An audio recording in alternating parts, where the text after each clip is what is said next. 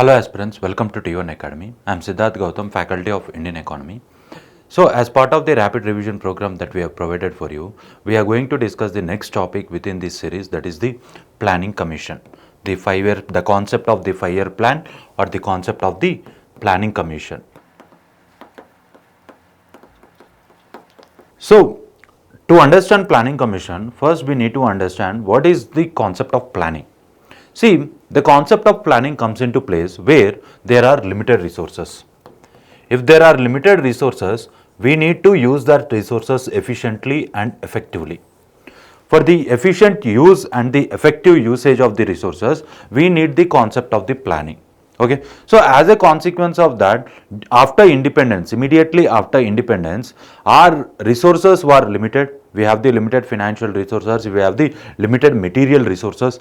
As a consequence of that, in order to effectively use these resources for the welfare of the country, for the development of the country, we have come up with this concept of the, the Planning Commission, which was basically borrowed. It was basically borrowed from the Soviet Union. It was the Joseph Stalin, of the Soviet Union, who came up with this concept of the planning initially, and the same concept has been adopted on the little change lines with respect to the India. Clear? Now, so the idea of planning as a process of rebuilding the economy, because during the Britishers' time the economy was stagnated. Okay, there was drain of wealth. Now, as a consequence of the drain of wealth, all the financial resources that usually belong to India were diverted to the England. So, as a consequence of that, again after independence, we need to rebuild the economy. We need to increase the savings rate. We need to properly redistribute the resources. So, as a consequence of that, we came up with this concept of the planning. Now, it is in 1944. It is in 1944, just before the independence, various industrialists like Tata, Birla, they came up with this concept where they tried to plan the economy. Okay, they came with a draft document of how the economy can be developed and what is the plan structure that we need to adopt it so that the economy can be rebuilt. That was the thing, which was drafted by the industrialists, which is popularly known as the Bombay Plan. Okay, see, the point is that the problems within the country at this point of time were many. We have the less savings rate. The savings rate was very much less. When the savings rate is less, the government will not find money to spend for different sectors. Okay, when the savings rate is less, the government will not have the enough money to allocate the resources, to allocate the finances for different sectors. So first thing that the government is to do is that it need to rebuild, or it need to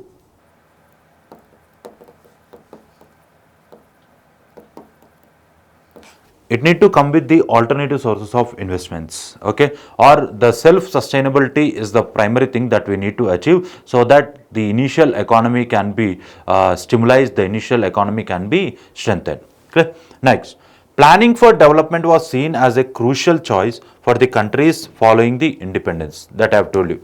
Okay. Next, Joseph Stalin was the first person to implement the 5-year plan. This also we have understood. Next, India launched a series of 5-year plans after independence to build its economy and attain development. Okay. See, rebuilding the economy is one aspect that is very much crucial for independent India at that point of time. Okay. So I have told you the reasons. We have the less resources, we have the less finances, and as a result of that, we need to allocate them properly so that the economy can be revived and rebuilt. For that purpose, the first thing that we have done is that we have concentrated on agriculture. Agriculture was our main priority. Why agriculture was our main priority? One reason is that there is large share of the people who are employed in agriculture allied activities. Okay, so and the contribution of agriculture at this point of time, for example, in the year 1951 and 52, the contribution of the agriculture sector to the GDP is around 55%.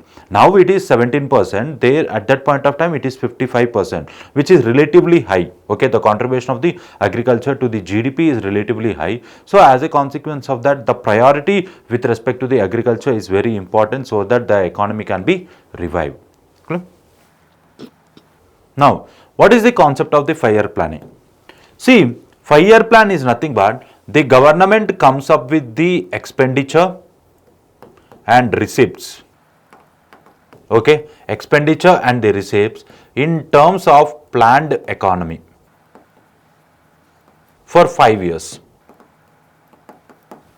Okay, the income of the country and the expenditure of the country, okay, is allocated for 5 years.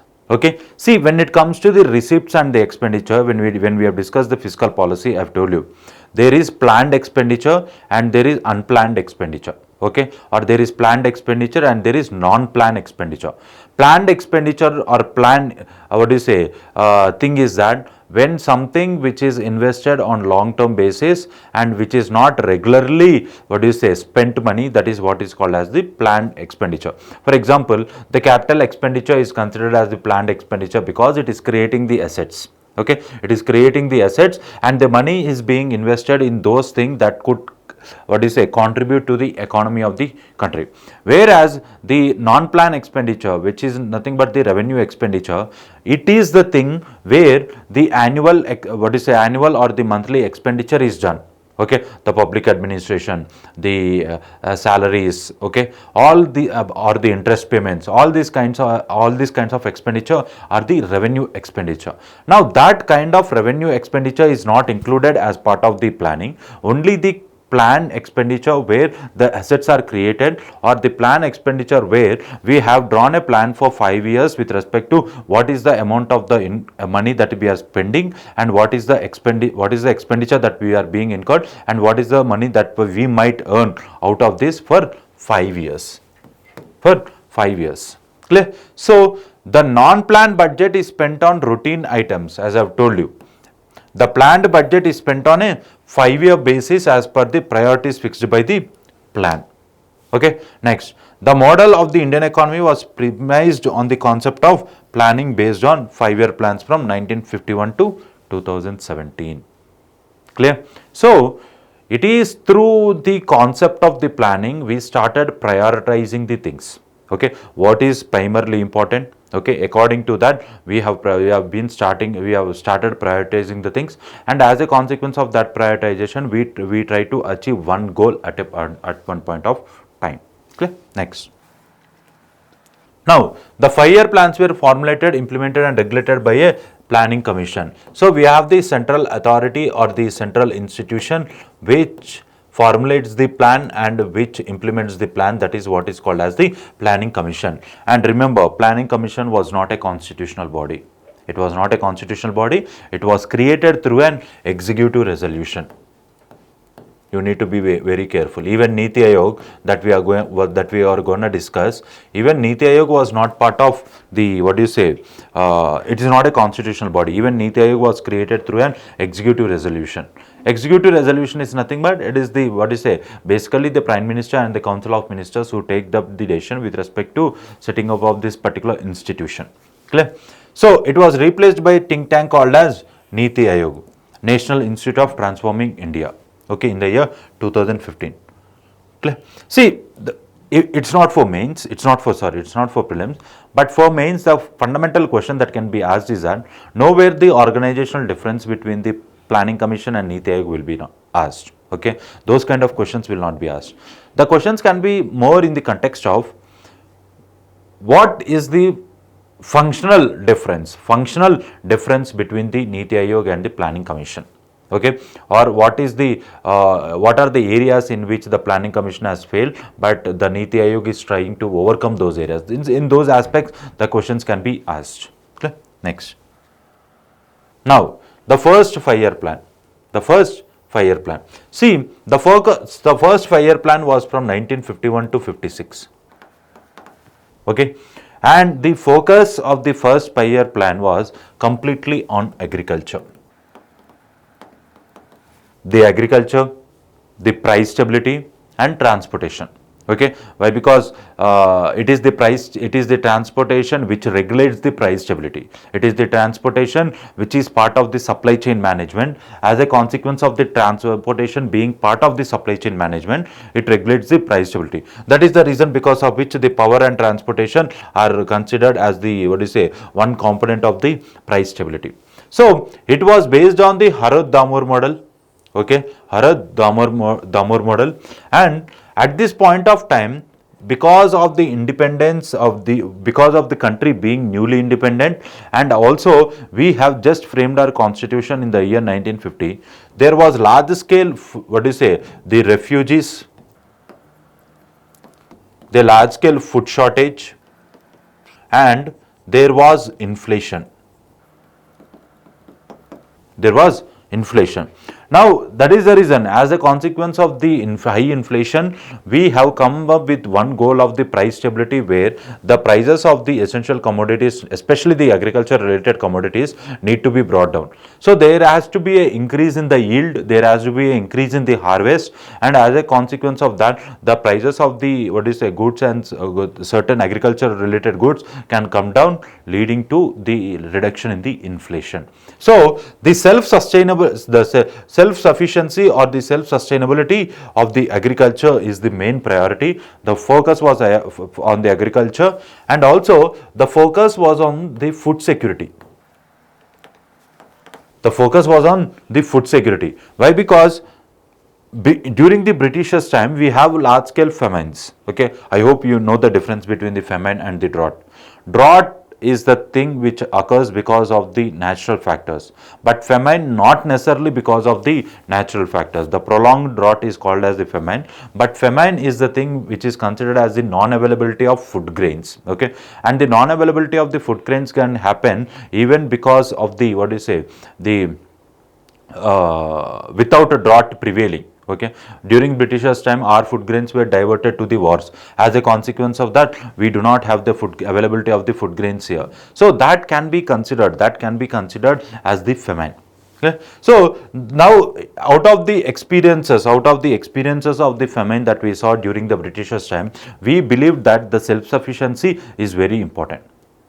We need to grow our food grains, we need to strengthen the or we need to increase the amount of the food grains that we have, and that is the reason because of which the primary focus was on the agriculture. Clear? Next, the plan was relatively successful. The plan was relatively successful because we have the large harvest in the first 2 years. In the first 2 years, we have the large harvest. But what do you say, in the next 2 or 3 years, we could not achieve the same level of harvest that we have achieved in the 2 years. Clear? So the food self-sufficiency, etc., have become the, what do you say, major thing. But that has been facing challenges because of the large scale amount of refugees. Clear? Next, second 5-year plan. See, second 5-year plan came in the backdrop of the low industrialization. It came in the backdrop of the low industrialization. It means that out of the agriculture, see, the fundamental concept of the first 5-year plan and second 5-year plan is nothing but redistribution of resources. Redistribution of resources was the primary component. Okay.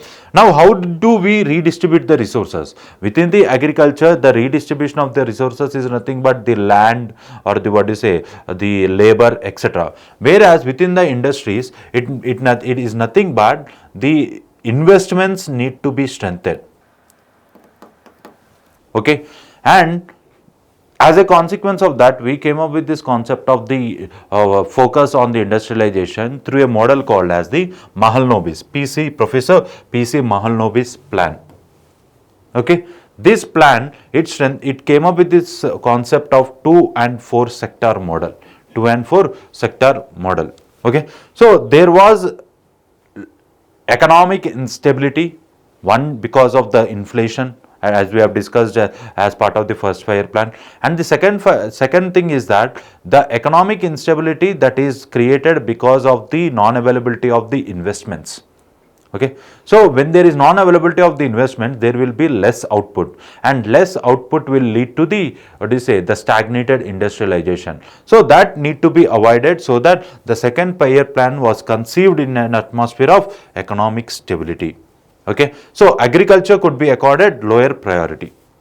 Little economic stability was created because of the agriculture, and that need to be properly channelized to the industries also. Okay, next, the plan focused on rapid industrialization. Rapid industrialization. So it is not slow industrialization, but it is the rapid industrialization focusing on heavy and basic industries. Heavy and basic industries. Okay, so we have tried to borrow the money from the foreign sources, we have tried to borrow from the money from the external sources, so that the industrialization, the impetus to the industrialization can be created. As a result, the industries can be strengthened. Clear? Next.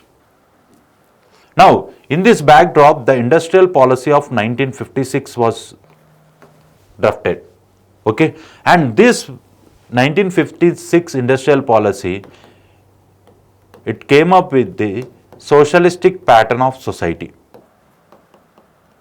See, the socialistic pattern of society aims to strengthen the economy by preventing the concentration of the resources in one hand.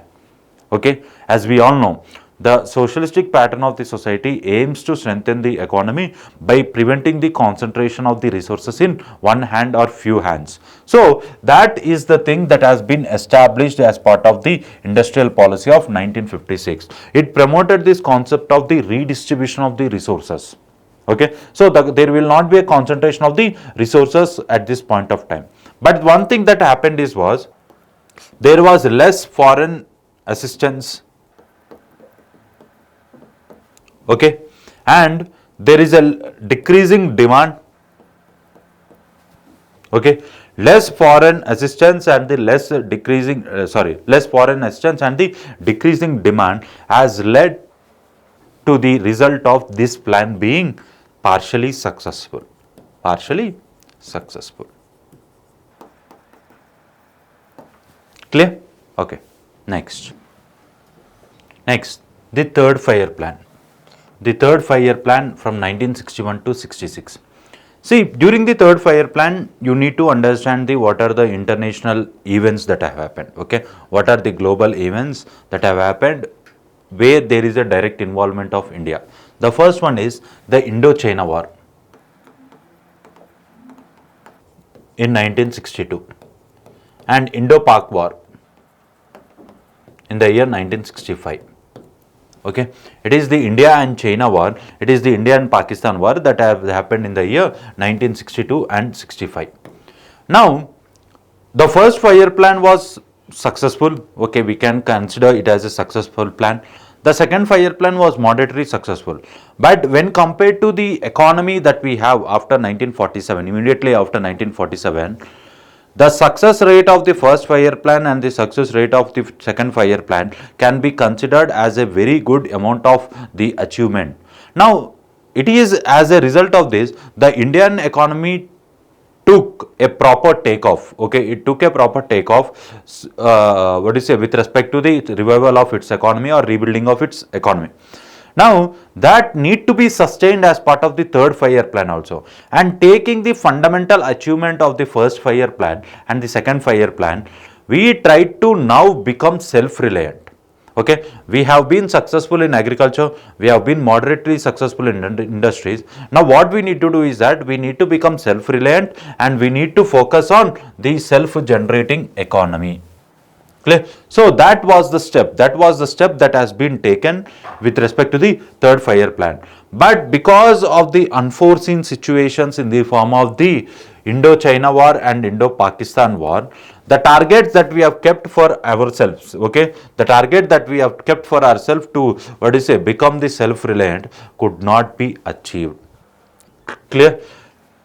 See, self-reliance is nothing but not depending too much on the imports, okay, being the country should be export oriented country without depending much on the the products of the other countries. That is what is called as a self-reliance. But we try to concentrate it primarily on agriculture related exports. We try to primarily depend on the agriculture related exports. Now because of the India China war and because of the consecutive India Pakistan war, there was severe drought, and also there was severe drought. The Pakistan war, the China war, and with these two combined with the severe drought, it led to the failure of this particular plan. Clear? So when we compare to the first 5-year plan and the second 5-year plan, the third 5-year plan is completely a failure because of the external reasons and the internal reasons. But understand, if the question is asked, the question can be asked the timeline of the events, or what are the objectives of the, or what are the targets of the third 5-year plan, and what are the reasons because of which we could not achieve it. Clear? Next. Now we have realized after 1962, after the third 5-year plan, after 1966, we have realized that we have spent our money on the defense, we have invested a huge amount on the wars. Now it is again time for rebuilding the economy, and this time the rebuilding of the economy should be in the context of the development of the defense also. It's not just the prioritizing the sectors, but there has to be a development in the defense or investments in the defense also. And during this time, we have the devaluation of rupee. The devaluation of rupee in order to boost the exports. Okay, so it is because of the devaluation of the rupee, it is because of the wars, continuous wars that we have faced, and it is because of the inflation that has been created. We have come up with these 3 annual plans from 1966 to 69. Clear? Now, during this time, what happened is what? We have come up with this thing called as Green Revolution. The Green Revolution was introduced where the high yielding variety seeds,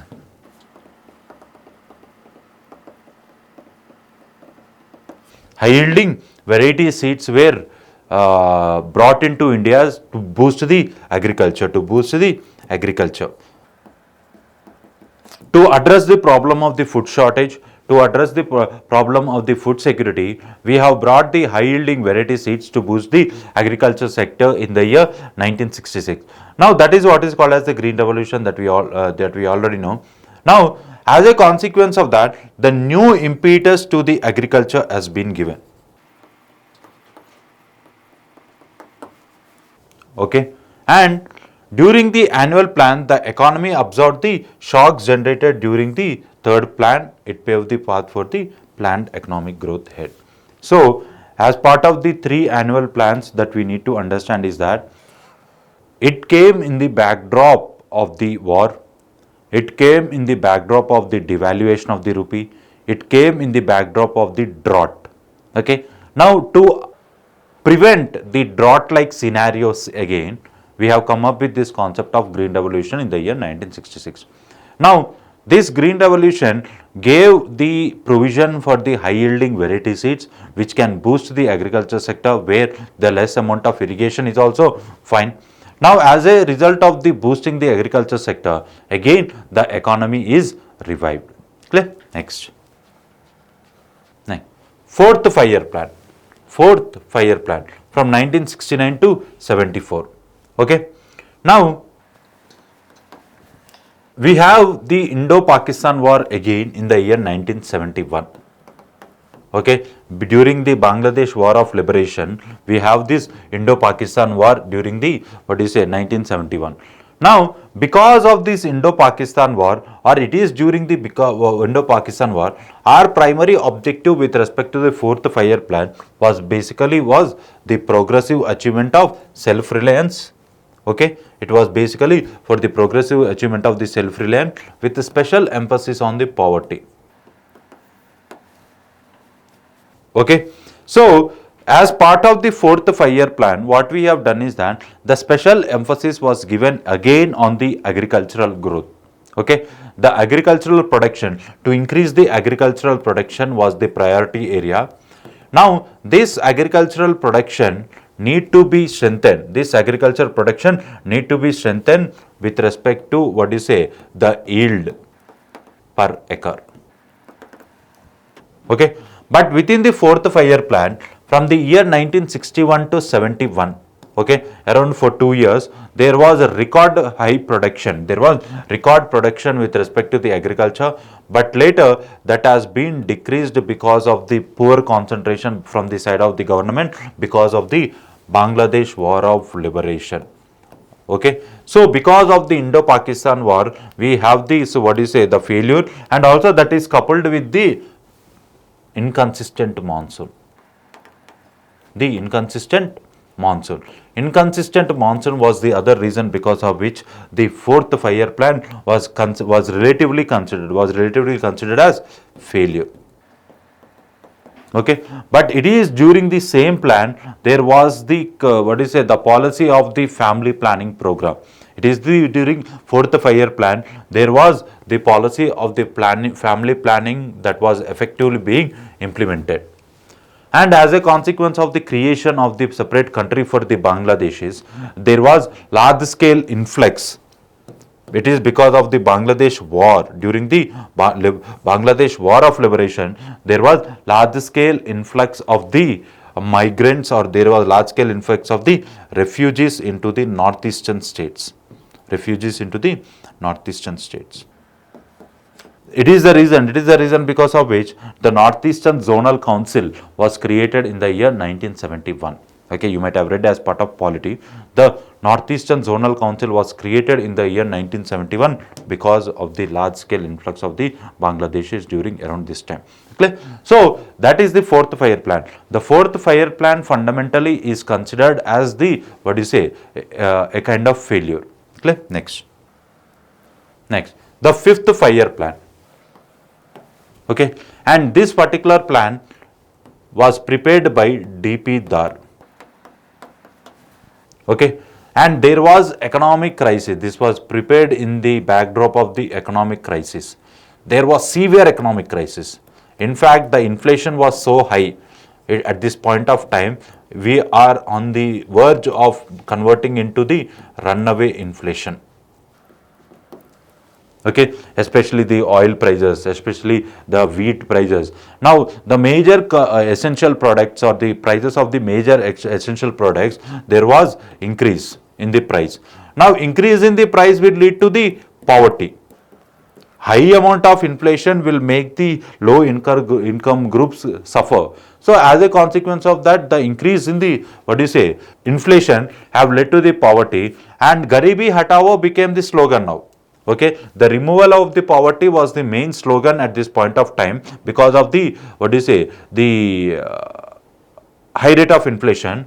Now, the inflation need to be curtailed, or the inflation need to be limited by promoting the growth. Okay, now how the growth can be promoted during the inflation? There has to be a distribution of income. Okay, there has to be a distribution of income. It is through the distribution of income the growth can be facilitated during inflation. So, for the distribution of income to happen, there has to be a distribution of resources. So, that is the thing that has been promoted through this particular plan. Clear? So, and as a consequence of inflation, what happened is that more amount of money were diverted for the welfare programs. Why? Because when a particular person in the state of poverty, you need to provide some basic services at subsidized rates from the side of the government. Okay. Now, the government will not have the financial resources to strengthen the economy by investing in the planned areas. So, that is the reason because of which the cost calculations for the planned proved to be completely wrong. Okay, so, and the promulgation of the emergency in the year 1975, later the fall of the Indira Gandhi government, all these things contributed for the, what do you say, the failure of the plan. Clear? Next. Now, rolling plans from 1978 to 80. Okay, now why did we come with this concept of rolling plan? The point is that After 1978, there is change of government. There was change of government. Okay, and the plan period of the sixth 5-year plan should actually have been 1978 to 1983. 1978 to 1983.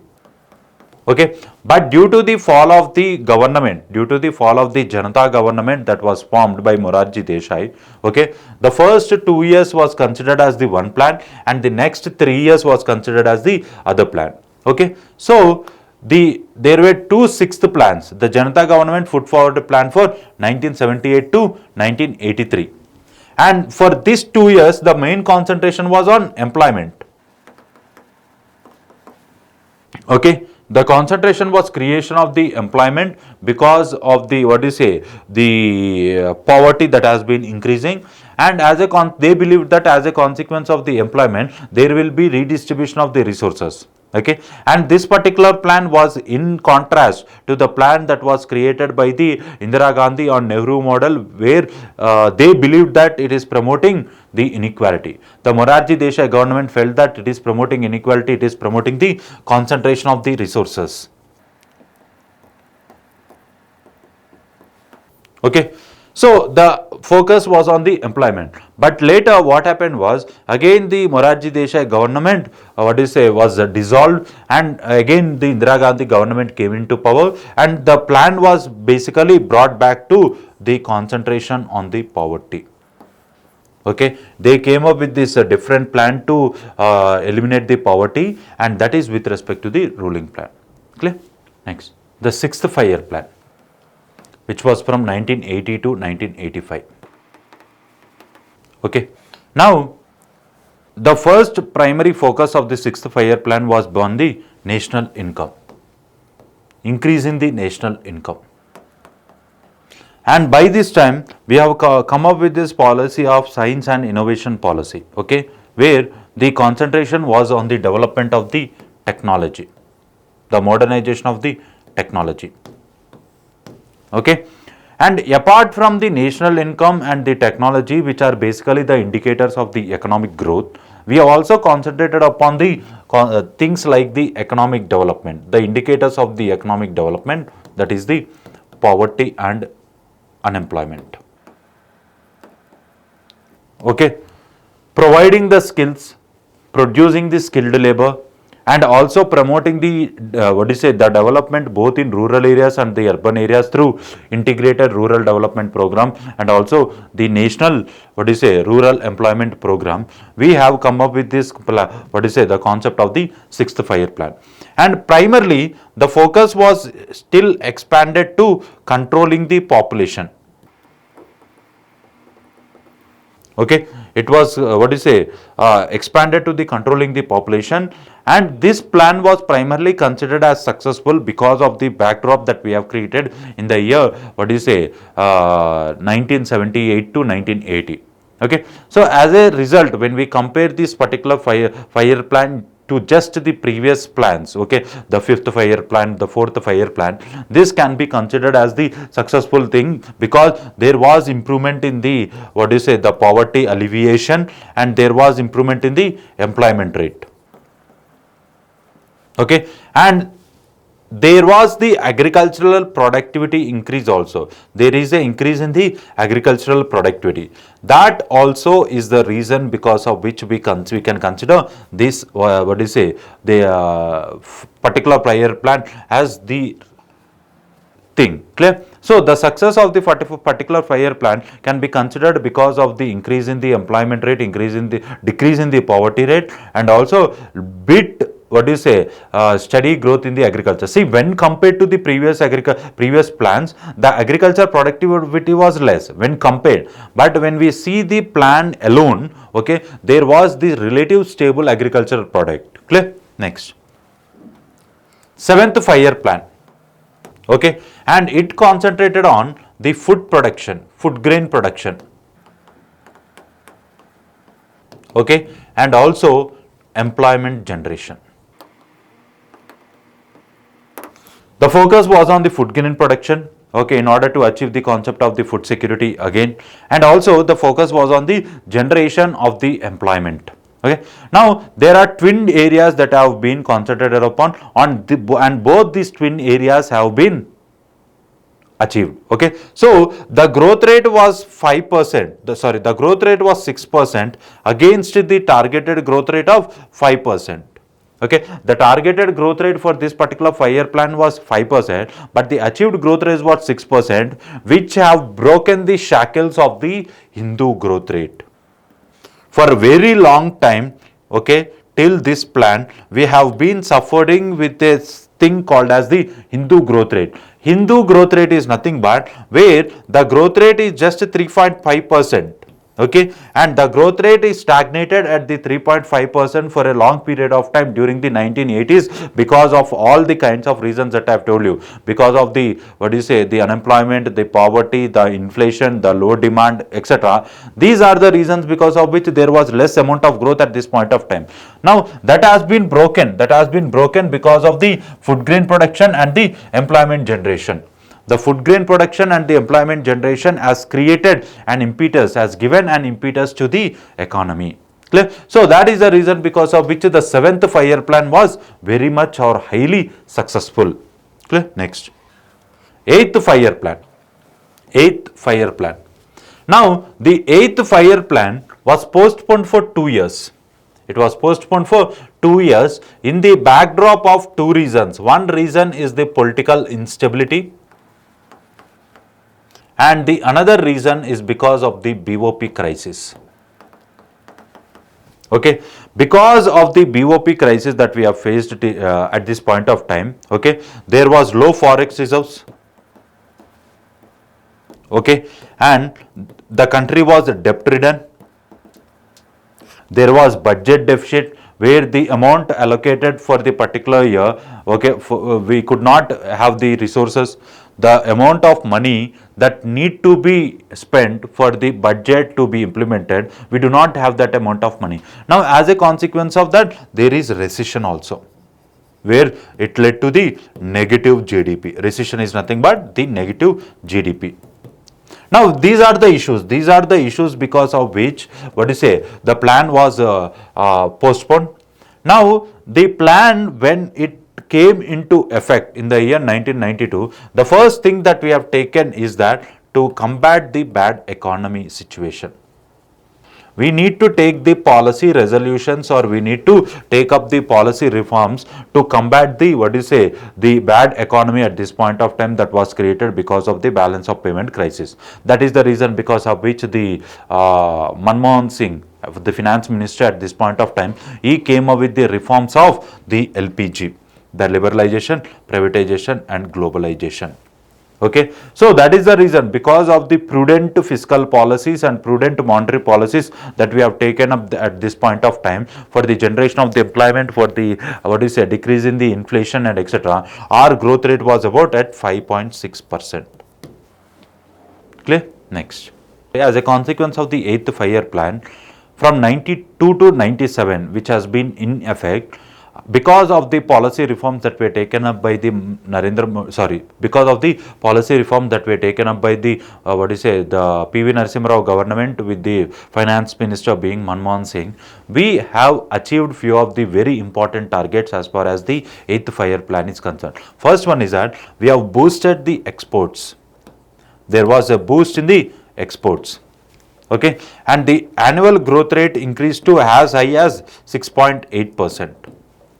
Okay, and there was an increase of growth in the manufacture sector because of the continuous inflows of the the foreign investments.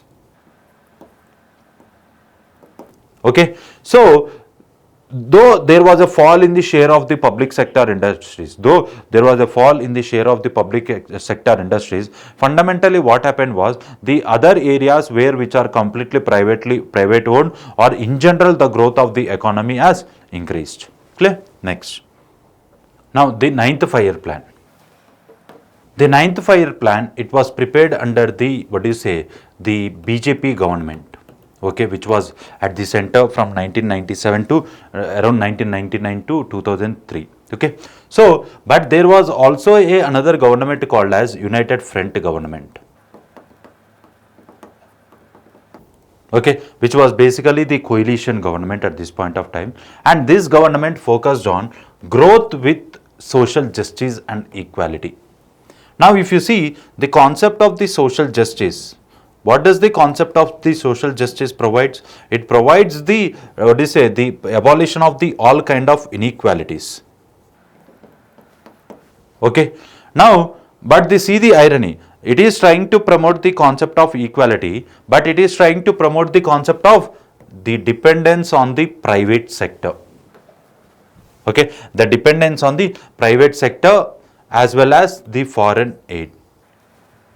Clear? So, the state should be the facilitator, the state should be the promoter, and the state should be the regulator of the economy, and the state should not, what do you say, be the primarily contributing to the economy. It is the private players and the foreign players who need to, what do you say, have the presence with the state regulation. Okay. And it also emphasized that the state should focus on the key social issues like the education, health, employment, poverty, etc. But the point here is that when there is a dominant role that is provided, or when there is a dominant role that is played up by the private players, or the private players having the control over the resources, the key development or the development in the social sectors is relatively, what do you say, difficult, because there is a concentration of the resources in this players.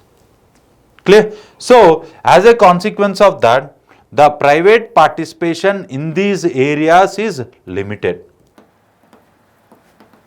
Okay. So, that is the reason because of which, what do you say, this plan cannot be considered as the highly successful, because of the, what do you say, the areas on which the state concentrated could not be achieved much, but there was relatively stable economic growth because of the increasing participation of the private players. Clear? Next, 10th 5-year plan from 2002 to 2007. Okay. Next, see, it was completely based upon the UPA government. Okay. For majority part of the, what is it, the 10th 5-year plan, there was the UPA government which was in power at the center. Okay. Now, as a consequence of that, what happened? They have created the monitorable targets. Okay. What are the monitorable targets? The monitorable targets are nothing but the decrease in the gender gaps in literary and wage rates, reduction in infant and maternal mortality rates, improvement in literacy and accessible to potable drinking water, and cleaning the polluted rivers. So, these has been the priority areas: the literacy, decrease in the maternal mortality rate and the infant mortality rate, okay, the drinking water, and cleaning the polluted rivers. Now, these have been the priority areas. So, the concept of the governance with respect to development and agriculture are also the, what do you say, the other targets that have been set up. Okay. So, there is a monitoring capacity that has been built, and through this, what do you say, the activities of monitoring, the key areas have been identified, and those identified areas were coupled with the, what do you say, the development of agriculture. Okay. So, it is through the breakup of the targets, it is through, what do you say, the classification of the targets and assigning the targets to one department each, the plan could be, what do you say, is partially successful. Clear? Next. Now, the last one is the 11th 5-year plan. The 11th 5-year plan. Okay. Of course, we have 12th 5-year plan also, but the, what is it, the 12th 5-year plan is coupled with the emergence of the NITI Aayog. So, that is the reason that I have told it as the last. Don't worry. Okay. So, the 11th 5-year plan was designated with the overreaching theme of the faster and more inclusive growth. Okay. See, if you remember the concept of poverty that we have understood, I have told you, it is during the 11th 5-year plan, it is during the 2012, the UPA government came up with this concept of the, the income per day, which can be taken as the criteria to keep the people out of the poverty, and that is as low as 27 or 26 rupees. Okay, so that has been created to keep majority of the people out of the line of the poverty. Okay, now that is one criteria through which, that is one thing that has been the result of this concept of faster and more inclusive growth.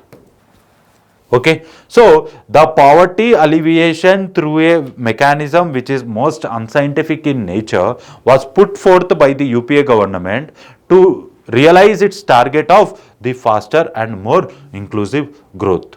Clear? Next, it targeted an average GDP growth of 9%. Okay, with a special emphasis on the agriculture. Okay, but at this point of time, in the year 2008, we have the global financial crisis.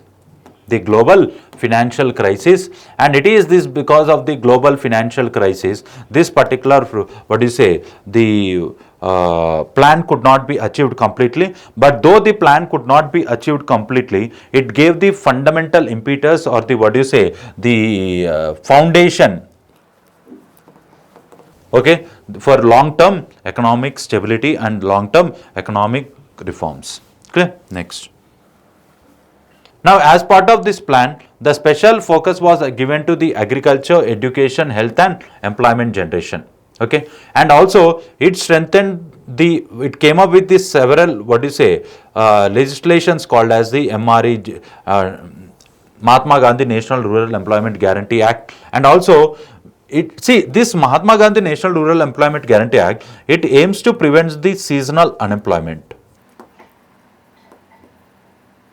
It aims to prevent the seasonal unemployment. Seasonal unemployment can be, overcome this through this, the provision of the government where 100 days of guaranteed work is provided to the farmers. And also the Sarva Shiksha Abhiyan, where universal elementary education is being promoted. Okay, and the National Rural Health Mission, NRHM. Okay, so the priority sector were implemented through a particular initiative or the scheme. Education through the Sarva Shiksha Abhiyan, the the health services through National Rural Health Mission. Okay, and also the agriculture through the Mahatma Gandhi National Rural Employment Guarantee Scheme. Clear? Next. So this is the completion of the 5-year plan. Next would be the NITI Aayog. See, after this what happened was, there was 12th 5-year plan. There are certain key areas as 12th 5-year plan, but we'll discuss that as part of the NITI Aayog. Okay, we'll discuss why the 12th, what are the key areas of the 12th 5-year plan and what led to the formation of the NITI Aayog. Clear? As part of this session in which we are discussing the Planning Commission, let us move on to the other topic, that is the NITI Aayog, the National Institution for Transforming India. So, NITI Aayog would be our next topic, but before NITI Aayog, we all know, we have understood the Planning Commission, we have detailedly analyzed the Planning Commission, and also we have understood the objectives of each plan, and also the implementation and the result with respect to each of the 5-year plans. Now, till 2012, we have the 11th 5-year plan. Now, from 2012 to 2017, we have the 12th 5-year plan. The 12th 5-year plan. Okay. Now, the objective of the 12th 5-year plan was the faster, okay, and more inclusive and sustainable growth. So, this was the objective with respect to the 12th 5-year plan. Okay, within the targets of the 12th 5-year plan, there was targets related to health, there were targets related to education, the poverty reduction, and also with respect to the growth. Okay, but the targeted growth rate could not be achieved as part of the 12th 5-year plan. Because of its suspension just before its the finish. That is point number 1. And point number 2, the 12th 5-year plan was overridden by the introduction or the launch of the NITI Aayog. Now, NITI Aayog, it is the think tank to the government. It replaced the Planning Commission as the think tank to the government. The Planning Commission was replaced by the NITI Aayog, and it is the NITI Aayog which is considered as the think tank to the government. Think tank is nothing but it provides the policy research assistance. The policy assistance or the research assistance with respect to the, the initiatives of the government, the programs of the government, etc. are provided by the NITI Aayog. Now, NITI Aayog was launched in the year 2015. It was launched on January 1st, 2015. Okay, and it is the policy think tank of the Indian government.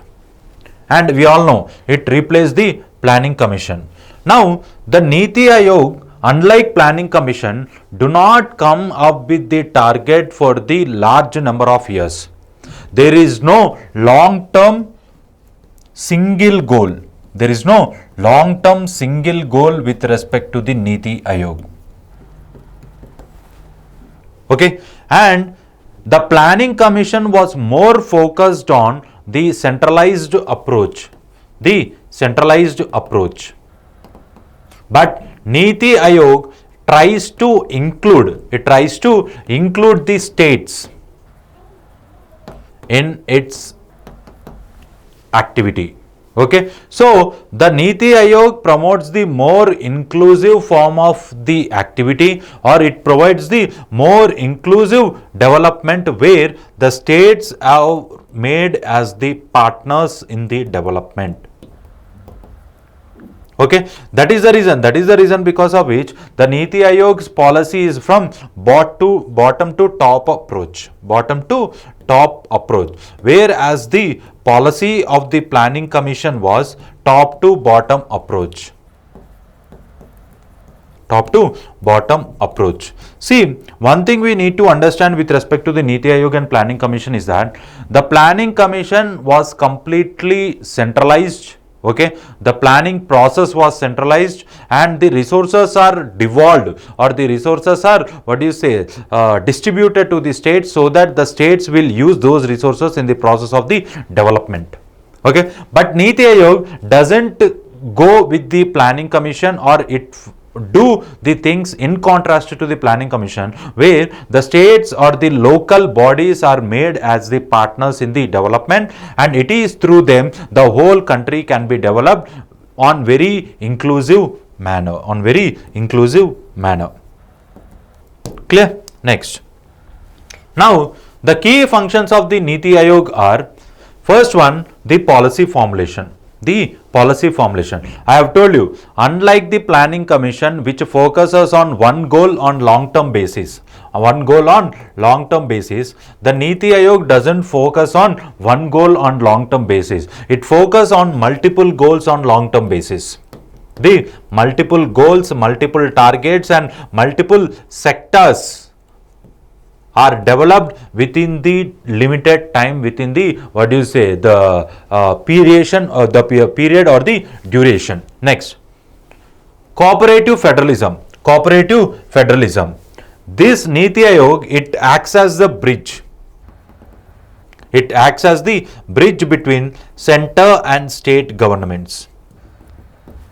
Okay, the thing that was negative, okay, or the things in which the Planning Commission lagged, the NITI Aayog is trying to supplement on those aspects. Okay, the Planning Commission did not include the states in the process of development. The states do not have any say in the policy formulation of the Planning Commission. But whereas when it comes to the NITI Aayog, the NITI Aayog makes the states as the partners. Okay, and there is a continuous monitoring and evaluation. The status of the particular project or particular policy, okay, and its outcomes or its working or the things, how the things are executed, are also monitored by the NITI Aayog. Next, the think tank.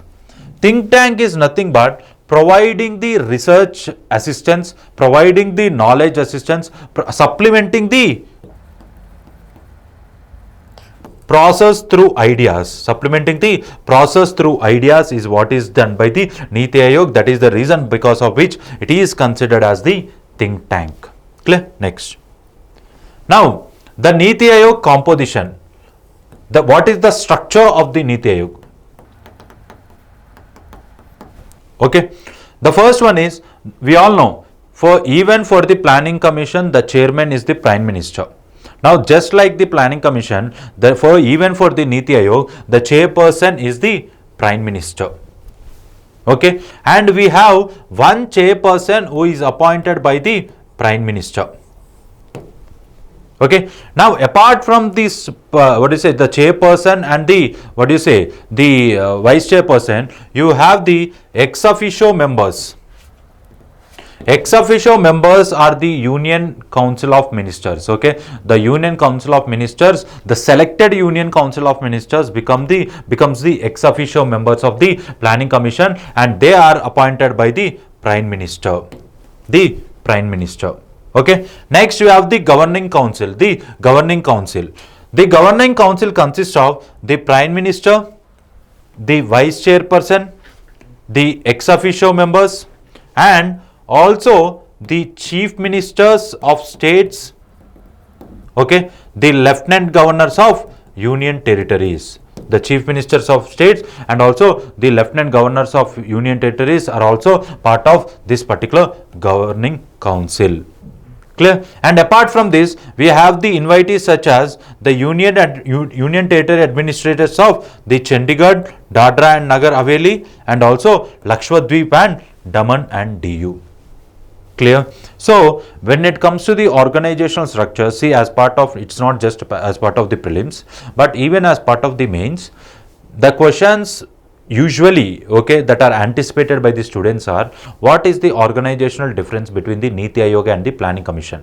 Okay, but the question will not be asked with respect to the organizational differences. The question will be asked with respect to the functional differences. The functional differences. In many of the state examinations and in many of the, the Union Public Service examinations, okay, these kind of questions will be asked where the organizational differences will not be focused on. It is the functional differences on which the special focus would be. So, you need to concentrate. You need to concentrate on those areas and you need to, be well aware with respect to those areas. Clear? Next. Now, the Chief Executive Officer. The Chief Executive Officer or the CEO of the NITI Aayog is appointed by the Prime Minister. It is appointed by the Prime Minister, and this particular person is responsible for the design and the, the monitoring of the daily activities of NITI Aayog. Daily activities of NITI Aayog. Clear? And he holds the rank. He holds the rank of the Secretary to the Government of India. We have the secretary who is the IAS officer, okay, the Secretary of Government of India. Now, this particular person who is the Chief Executive Officer of the NITI Aayog is the Secretary to the, he holds the rank of the Secretary to the Government of India. Clear? Next, apart from that, you have also full-time members. The full-time members who are actually the members who design the particular policy, or who are expertised in the zone or in the areas of the economy, science, or etc.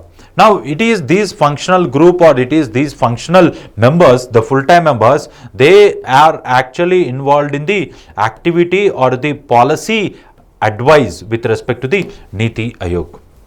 Now, apart from the full-time members, you also have the special, the special invitees where the people who are well aware or the specialist, okay, or the people who have the specialized knowledge in certain domains, they are also the part of the NITI Aayog. Clear? And apart from this, you have the regional council. The regional council. Regional council are designed, the regional councils have been designed to focus on the regional issues. The regional issues. Okay, and these regional councils, the composition of the regional, even for these regional council, the composition is from the states who are chief ministers and also the lieutenant governors of union territories. The lieutenant governors of union territories. Clear? Clear? Next, let us see the fundamental differences between the NITI Aayog and the Planning Commission. First, NITI Aayog. Okay, see, NITI Aayog, it is the advisory think tank. Advisory think tank. It means that the policy assistance or the policy research that has been that has been done by the NITI Aayog and recommended to the Government of India, that it is not binding on the Government of India to agree the suggestions made by the NITI Aayog. Okay, but whereas the Planning Commission is the extra constitutional body which is created by the executive resolution. It is created by the executive resolution. Okay, and this particular NITI Aayog, it was created on the January 1st, 2015. Okay, it is during the mid of the 12th 5-year plan. The NITI Aayog was created on the January, in the January 2015. Whereas the Planning Commission was set up, or it was initiated in the year 1950. Okay, this is the factual difference, but the actual differences starts now. The approach of the Planning Commission, the approach of the NITI Aayog, as we mentioned, is from bottom to top. It means that the policy analysis will be done in more localized and the grassroots level. Localized and the grassroots level. Whereas with respect to the Planning Commission, it follows the centralized approach. As I have told you earlier, the centralized approach is being followed by the Planning Commission, where it dictates the terms, or it comes up with the policy in which the states are not made as partners. Okay, the decision of this, or the recommendations of the states might be agreed or might not be agreed by the Planning Commission, but within the NITI Aayog, the states are made as the players or the partners with respect to the development. Next, the role of state governments. There is active participation, as I have told you, and also they become the equal partners. But whereas with respect to the Planning Commission, the role of the states, or the recommendations of the states are very much limited. Okay, the scope that is created for the states is very much limited. Okay, so they are primarily the spectators. If the Planning Commission allots you certain funds, you can use. If the Planning Commission doesn't allot you any kind of developmental activities within your state, then we cannot help. Clear? Next, the policy imposition. The policy imposition. The NITI Aayog doesn't have the authority to impose any policies. No authority to impose policies. Clear? But whereas Planning Commission, it had authority to impose policies. Okay, the Planning Commission have the authority to come up with their policy and impose that policy on the states. Okay, and when it comes to the funding authority, the NITI Aayog doesn't have the authority to fund. Okay, there is no right given to the NITI Aayog with respect to the funds. It can make a plan, but the execution of the plan is done by the executive, that is the Government of India.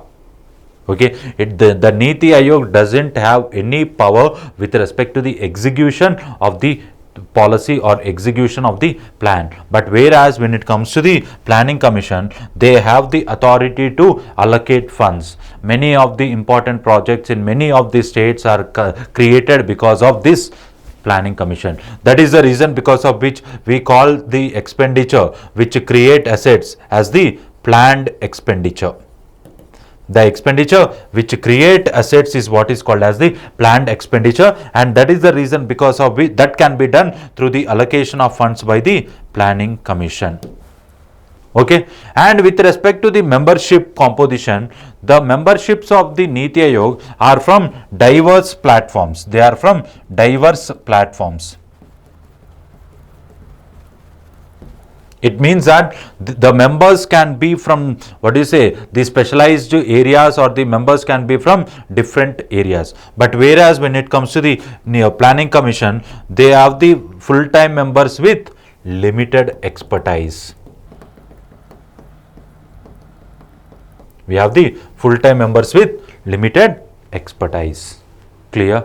Okay. Now next. Now let us understand some of the initiatives that NITI Aayog has brought in. Okay, the first one is the Atal Innovation Mission, which was created or which was launched in the year 2016. Now, this particular mission, it aims to foster innovation. It aims to develop the culture of innovation. Okay, rather than depending on the traditional platforms or rather than depending on the traditional areas of economic activity, there has to be a innovation, and that innovation has to be the on par with the global standards. On par with the global standards. That is the aim of the Atal Innovation Mission. Now, it is the it was created to foster the culture of innovation and entrepreneurship.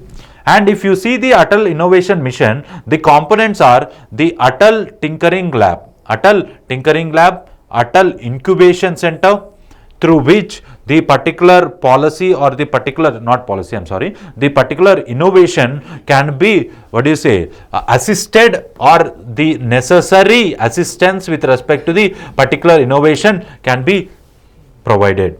Next, the National Data and Analytics Platform. The National Data and Analytics Platform. Now, this particular, platform, it analyzes the government data. The data that is provided to the government, or the the data that is created for the effective service delivery. Okay, is analyzed by this particular National Data and Analytics Platform. Okay, so the democratization,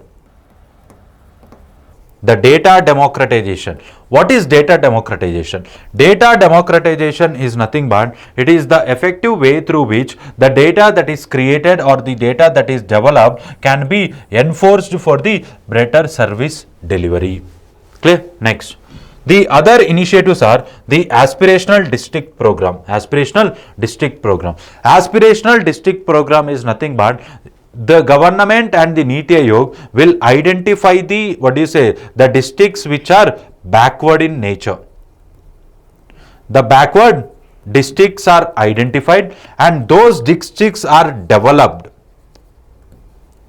Okay, on the socio-economic sectors. Okay, there is a identification of the backward districts in terms of the development, in terms of the economy, employment, per capita income, etc. Now, these districts will be developed by the policy implementation and the policy application. Clear? So, it was launched to transform 112 districts historically, showing progress in key socio-economic sectors. Okay. Now, the real-time monitoring and the ranking of these districts also available. The real-time monitoring and also the ranking. The aspirational district program becomes very, very important. Okay, you don't come to a conclusion that the policies that were launched in the year 2016 or 2017 might not be as part of the examination. No, things can be asked as part of the examination also, because this Atal Innovation Mission has been asked in the exam of the 2020 UPSC Prelims. Okay. So, you might think it was launched in the year 2016, why it will be asked in the current examination? After 4 years, it has been asked. Okay. So, there are high chances that even in this examination, the question can be asked. Okay. Clear. Next. The Aspirational Block Program. Aspirational Block Program. Aspirational Block Program is nothing but the governance and service delivery in the remotest areas. In the remotest areas. Now, the areas which are completely isolated, the areas which are completely disconnected from the mainland territory or to the urban areas, okay, those schemes can be converged, or those areas can be integrated to the mainland through a connectivity projects, so that there will be a better service delivery. Clear? So, the integration of these lands or the integration of these places with the mainland areas are the main agenda of the aspirational block program. Clear? And this program will be continuously monitored by the NITI Aayog. Monitored by NITI Aayog. Clear? Next. The Poshan Abhiyan, the name by itself suggests, the Poshan Abhiyan. Poshan is nothing but the nutrition. The nutrition. Okay, so it is the program to improve the nutritional outcomes among the women and children. Women, children and mothers. Okay, the government tries to provide the nutritious food. The government tries to provide the, the necessary food items through the local self-governments or the, local self-governments or the, the local institutions. Clear? So that is the main aim of this particular Poshan Abhiyan. Next, the E-Amrit portal. E-Amrit portal. See, this E-Amrit portal was basically created. It is the one-stop destination. It is the one-stop destination for the information on the electric vehicles. For the information on the electric vehicles which are developed as part of the joint program by the UK and India. Roadmap 2030. Now, the next one is the LIFE program. Okay, it was created in order to provide the eco-friendly habits. Eco-friendly habits or the, the sustainable habits, so that the person can lead a healthy life, and also it tries to create a global platform called as the pro-planet people. The pro-planet people. So LIFE program is basically a social sector initiative. It is basically the social sector initiative of the NITI Aayog, where it tried to focus on the healthy well-being. Clear? Next. Now, the indices of the, the NITI Aayog. The first one is the Sustainable Goal Index. The Sustainable Goal Index. Okay. Now, it is the index that has been created with the, the collaboration with the United Nations to progress or to study the, the working of the United Nations Sustainable Development Goals. How the working of the United Nations Sustainable Development Goals are, happening in India, and the implementation, etc. are concluded as part of this particular index. Next, the Composite Water Management Index. The Composite Water Management Index, which is considered as the CWMI. Okay, so for this particular index is created in order to understand the water scarcity within the states, water scarcity, and also to promote the water security. Water security. Clear? Next, the health index. Okay, so this health index is basically created where the states are ranked. The states are ranked according to the health indices, which is based upon the 24 indicators. The 24 indicators are created as part of the NITI Aayog's criteria with respect to the health index. Next, Agricultural Marketing and Farmer Friendly Reform Index. The Agricultural Marketing and Farmer Friendly Reform Index. Okay, so the implementation of the farm-based schemes, the implementation of the farm-based schemes or the farm sector reforms, and ranking the states and union territories based on that implementation is studied as part of this particular scheme. Later, and the last one, the India Innovation Index. Again, within this India Innovation Index, the states are ranked based on the innovative platforms that are created. The platforms that are created with respect to the innovation, the policies that were brought in by the government of the particular states with respect to the innovation are studied as part of this particular scheme. Clear? Next. Okay, so this is with respect to this particular session where we have understood the planning commission, the organization of the planning commission, the implementation of all the 5-year plans, and also we have understood the NITI Aayog, the organizational structure of the NITI Aayog, the functional differences between the NITI Aayog and the planning commission, and also the the indices and the initiatives of the NITI Aayog. Clear? Thank you.